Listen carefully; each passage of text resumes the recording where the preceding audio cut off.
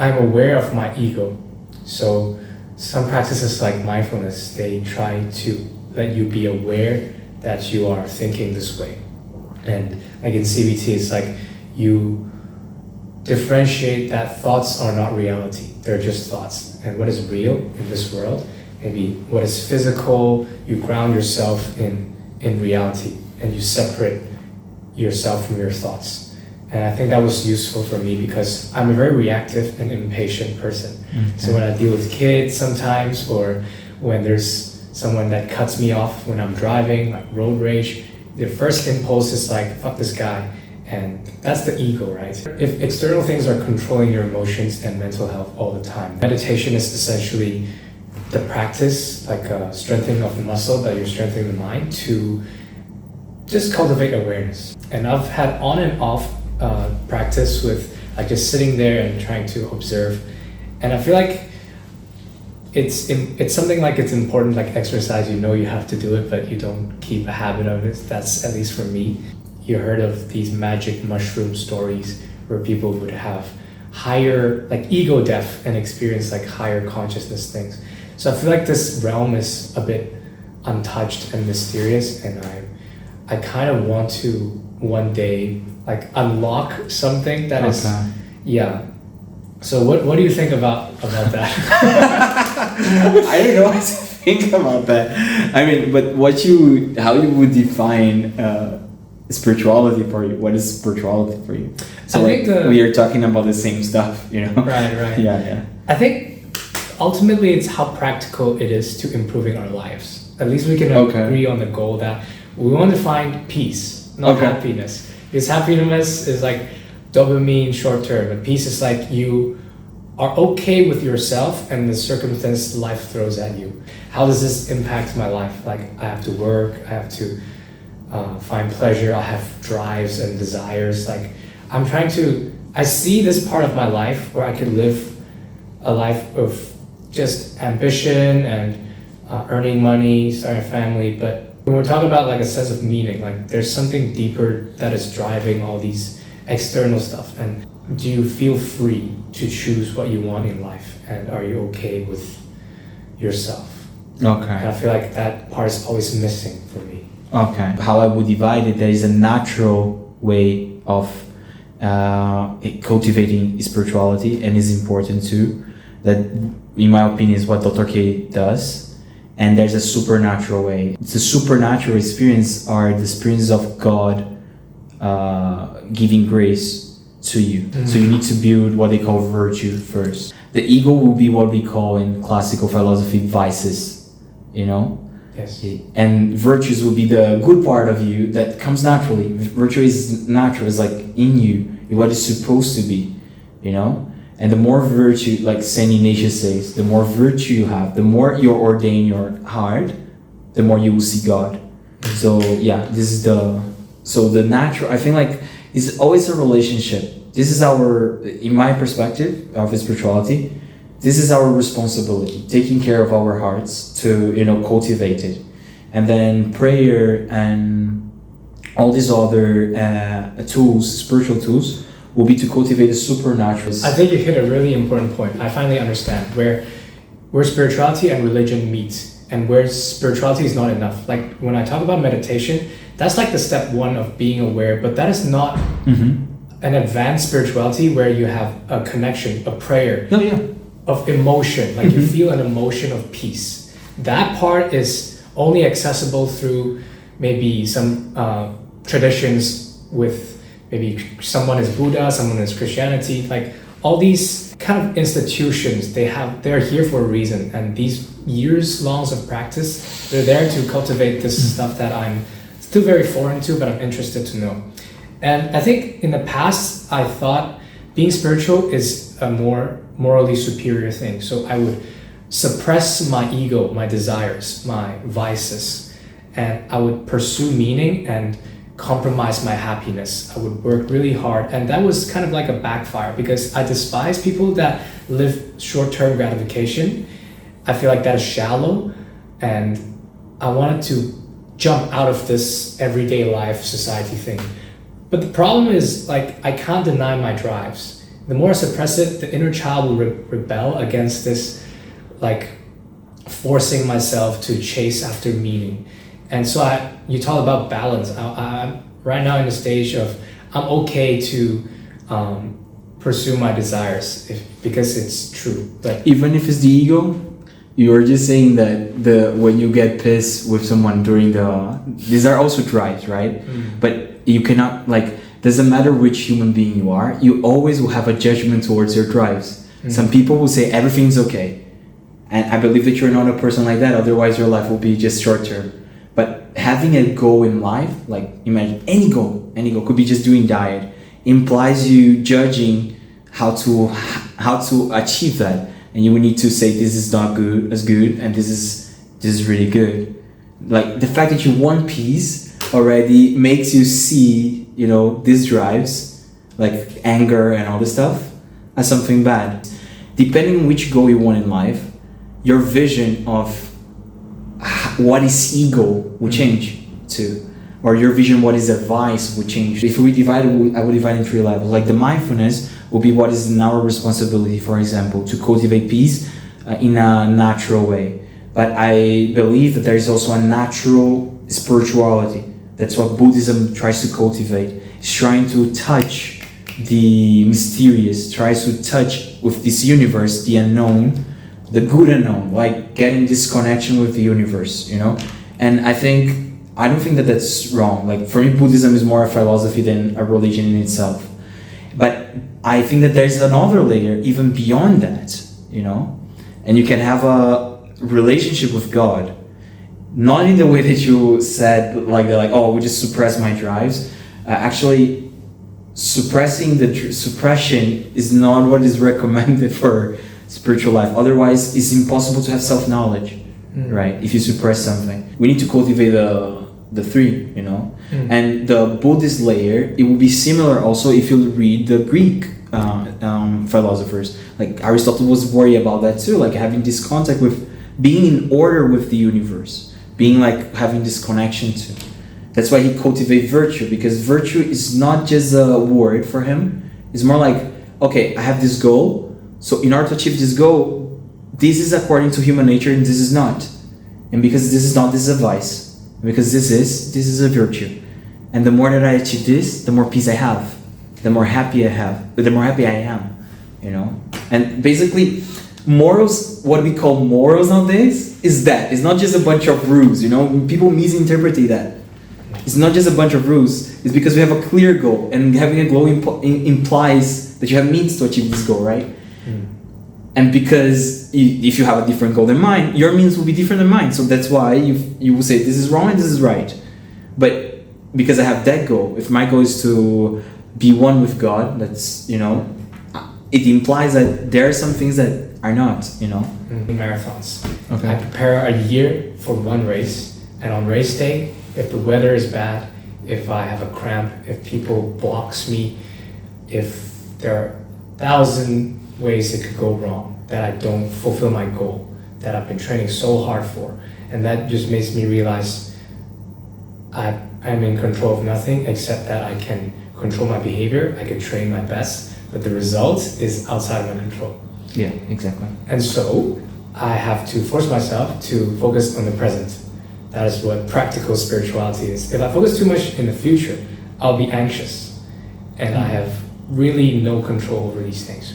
Just have an inner dialogue about expectations and whether those expectations are tied with conditions of worth. Kind of like Carl Rogers. Feel like you have to perform to prove something for the external people to gain validation. Then you're not being congruent. You are where you are trying to improve, but for the wrong reasons. If you're doing it for right reasons, in the present moment, you will have peace with yourself, which means you accept yourself as being imperfect. You have a goal you want to strive for, but you not being there yet, it's fine. You don't have to feel inferior. You are perfect in this moment. You cannot be anywhere else. It's like a coin flip. So sometimes it will flip to surprise you in a good way. You want life to surprise you. Like you don't know what's going to happen. That's the ground of adventure, right? If you know for certain that it's going to be smooth, then there will be no fun. You need uncertainty because if there's a button in your brain where you press and then you will feel happy, and I keep pressing this button, then that won't be true happiness, right? There's no meaning to that. If there's a switch, if you press it, you'll feel meaningful in life. Then there's no meaning, right? Because for there to be meaning, you have to have the struggle, the suffering of not knowing whether or not it's going to result according to your desires, but still playing it and still having faith that maybe it will be good or bad, but I'm still going to be present. It's kind of paradoxical because you can't lie to yourself that you don't want these things, like the goal. Like you have to want it, otherwise you wouldn't have motivation to do it. But at the same time, you need to surrender control over what happens. So it's a very niche and difficult thing to master. Especially existential psychology, they talk about the 4 uncertainties like death, meaninglessness, isolation, and also freedom. And I feel like freedom is the key here, where if there was no freedom, if there was this goal that everybody should follow to find happiness, then there would be no true meaning, because meaning comes from freedom. Everybody has different ideas of what their ideal life would be. And so it's kind of like religion, where you have the freedom and autonomy to your free will to choose to believe in him or not. If you were forced to believe in him, then the relationship would not be meaningful. One thing that I don't necessarily buy about Carl Rogers is this subjectivism about the ideal self. He doesn't consider what is a bad ideal self or a good ideal self. What if my ideal self is to kill people or be a cult leader? Because you don't have this rule, and this is implicit on the philosophy that he's believed, it's like you don't have an objective, like good ideal self. Yeah, ideal self, yeah. Morality in the sense that defining what is good and what is bad. And I cannot agree with that because you're a human being and I am a human being. We have things in common though. You know, you have will, I have will. We have drives, I have drives. You know, otherwise psychology wouldn't even exist if we don't have things in common. Because psychology is studying what is in common to each human being and how it applies in the specific situations, right? I believe that we have a big square that is the general goal, what the Greek philosophers will call the finality of man. Like every single thing that you go, you see the tree and you see that it has the apple and the tree is reproducing. And see everything that is in this road, by definition, because it implies order, it has a goal, you know? And that's why it's so harmonious in the universe. And because of that, when we reflect about ourselves, like, okay, what the human race has to do, which traits of life meaning are in common to every single human being, just because we are human beings. This doesn't mean that we don't have individuality, right? Mm-hmm. But at the same time comes the problem that you told me. Like, we are different though. Daniel, I have hair you don't have, you know? You have beard and I don't have. But not just that. We are built different. We like different things. And that's why I say, like, the general life meaning is like a square for me. You know? Like the big square. Like every single human fits inside of the square. At the same time, that every single human has like a different shape inside of the square. And we mean to do different stuff inside of this, you know? And for me, freedom is not doing whatever you want. For me, freedom is acting according to your nature. Because acting outside of your nature, like an apple tree that chooses to not give apple, is not a really healthy apple tree, right? And it's not about the thing that you achieve, but more about the circumstances and how you are built, this equation that creates, you know, what you should pursue. Maybe you will fail, but it will be a happy fail. So many philosophers had wrong ideas, but these wrong ideas were used after to clarify other ideas. And this is amazing. You know, they were people that take it seriously. I not necessarily agree with Nietzsche, because he's nihilist and he doesn't believe in religion. He has series of critiques, or Freud even. But I cannot deny that they were people that believe in the first person. They were like, this is me and I'm doing this because I believe on it. I'm not going with the flow of, you know, and that's fine, you know. That's my vision on life meaning, you know, and spirituality will be built on that, you know, on those 3 layers that we talked about before. Okay. I think spirituality is a realization where you zoom out from your individual ego self and see the bigger picture of life and see how small you are, and that in the square you mentioned of all humanity, we are maybe all heading the same way. Like there's a common humanity in all of us. So paradoxically, spirituality is about the deepest feeling of yourself, but also to feel that, you have to give up that and feel the deepest sense of being one with the universe. So it's like a detachment to find a self-love attachment. So it's kind of abstract, but I'll try to give an example. So you need to create the whole universe to have Daniel. You need the stars to form the materials that somehow develop DNA in the Earth's history to finally produce you. So you are connected with the universe in this grand sense. But you are also an island of consciousness with your own freedom, your own shape in this square, right? Where you have freedom to go. The philosopher Immanuel Kant, he said basically something really, really similar, just with other words. He said, you want to know what is right or wrong? Put this rule and try to apply it to every single person, you know, and see whether every single person could do that. If you think that every single person could do that, okay, this is something right to do about. You know, you check your behavior in this basis. It's one of those moments where you realize, okay, I'm having a spiritual experience, but then you forget it and you move on in your life. And it's not like there's an answer. It's more about the questioning. The question is more important than having an answer. And we need to have this broader picture inside, like the transcendental, and then we need to have a specific picture too. This is really similar to the square and the dots inside, but he says more in a narrowing down perspective. 3 types of conclusions to what is the meaning of life. Okay. So one that you described just now is circular. Like, why am I doing this? Oh, because of this. And it's infinite loop. Something else would be A and B. So they coexist together. And the third one would be God. Like the meaning is God. So you reach, because if you ask why, you could always go infinite, why? Yeah. But when you reach God, like God It is stopped. then Yeah, you stop. no, but my one is not circular though. It's the one that reaches God. And Okay. what you have there, like if you don't believe that God exists, that's why like these philosophical questions, they are the fundamental, right?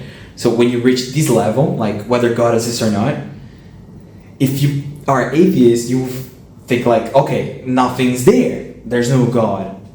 And probably because there is no God, like you will not find a why enough. Like the amount of why that you find here will give you the drive to continue pushing, right? So maybe you will not give up on this. I'm not saying that atheists will give up on doing good. What I'm just saying is that they might not endure as much because there's no like, oh, there's no heaven, there's no, oh yeah, I would die anyway. I'm just here trying to do my best and be a good human being to the others and leave this existence and all this. So this is one conclusion that you can take. This layer here and has practical consequences on our drives during the day. Like the amount of effort that you will put here, it starts with the whys that you go up and up and up and up. Of course, you have the A and B. People that don't meditate about whys, they're like, my family is needing me. And I will do that, you know. But the interesting thing is that these people are taken by life, the flow of life. And they're not, from an existentialist perspective, they're not like really free. I see what you mean. I think it's the freedom to figure out what is your life meaning. So if you think God is an axiom and gives you the purpose to drive, the cycle you mentioned just now, then good for you. But for someone else, maybe it's I need to put food on the table. So it's like different. There's no objective meaning. The meaning is like you are free to choose, and the path of figuring out is spirituality. They are free, but not necessarily the life meaning that they choose is the best. To do whatever they want. But if you say you have to live this way, there is a best pattern or objective morality, then it kind of deviates from the freedom, because freedom means somebody would like this value and there's the opposite of that value, and you need both to exist. Otherwise, there will be no freedom, right? If everybody has to do this to be labeled good. No. Values should reflect the hierarchy of the universe. Valuing something is putting things in hierarchy. You know, like Peterson always also say that. And they should reflect the hierarchy of the universe. And the universe has a hierarchy. Maybe you will put justice before temperance or something like that. You will organize it. You know, and people organize. It doesn't matter the person, they organize it the way that they want, and we are free to do that, and no one will force you to do that. Acting according to our nature, like reality has an order, I have an order. Discovering this order and acting accordingly to it, it's what brings happiness. You know, and you will see this in Confucius in different ways. You will see this in Mohammed in different ways. But the core is there. And of course, from this core, you have debates of what is human nature, right? And this is the all debate. When we talk about morals, we're not debating rules, like rules that God imposed and that's it. We're debating the structure of human beings and therefore we're debating also our happiness. Like impact. But that is subjective, right? Huh? Like I agree that, and I see that you believe in this, but I still feel like there's a little contradiction there. So you said there's an innate humanity that everyone has. There's an order, and there's a relationship of how you should live your life with that ultimate supreme order. But then again, there's freedom, right? If this value is going to help me, then I will choose this value. In the past, I valued the wrong things. Like I thought altruism is a good thing, and I sacrificed myself, and so I changed my value.